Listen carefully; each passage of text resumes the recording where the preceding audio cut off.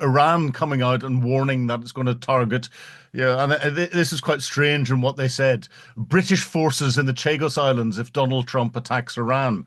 And this comes after Donald Trump threatened military action against the Iranian regime if it did not make a deal with the US over its nuclear program. And also, Donald Trump has threatened the Iranian regime if they continue to provide support for the Houthis and the Houthis' actions against international shipping in the Red Sea.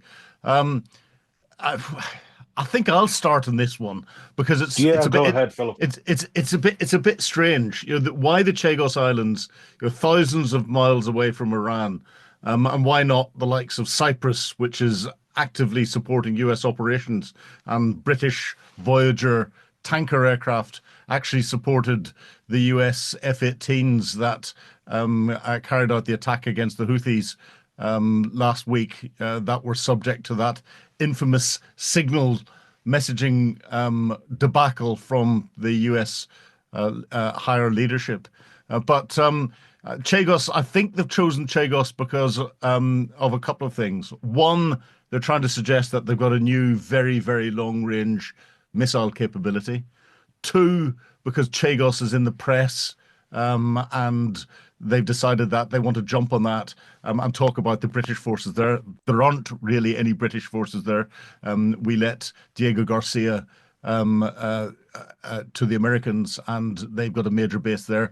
But it's also because that's where the Americans then launched or have started to pull together their B-2 bomber fleet and have launched attacks against the Houthis in Yemen from Diego Garcia in the Chagos Islands. So I think it's Iran trying a little bit of, in the information domain, bravado to try and threaten the United States, but they're confusing the base in Diego Garcia as being a British base rather than an American base on British territory.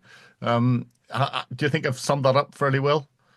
Yeah, I think you have, Philip. I mean, it sounds to me like a bluff. This would not be a very smart move for Iran to make. It would further stiffen the steel in the back of British government in general, and I think all of us.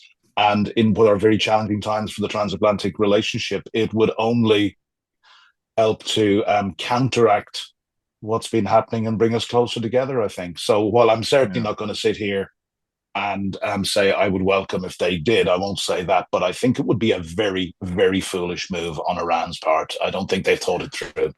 No, I don't think they thought through it all. But what I'm finding interesting is the rhetoric, yeah, that's coming out of Iran and out of the Houthis, is just growing. And the United States have carried out that major attack against the Houthis.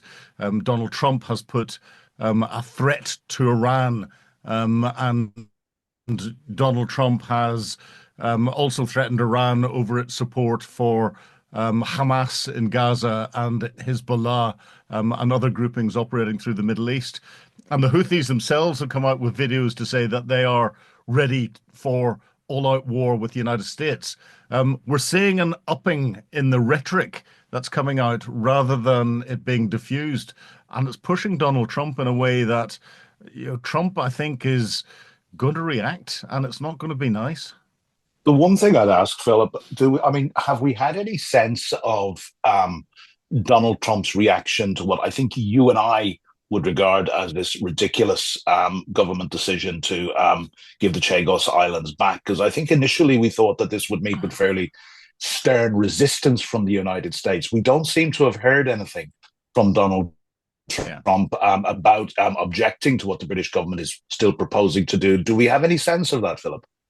We don't. It's gone off the boil. It's gone up because it's gone off the headlines. And therefore, Donald Trump he could say one thing one day and change his mind the next day. Where it is, where the deal is, where the final settlement is, I just don't know. So that's something that we can look up potentially and discuss if it comes close to the headlines again.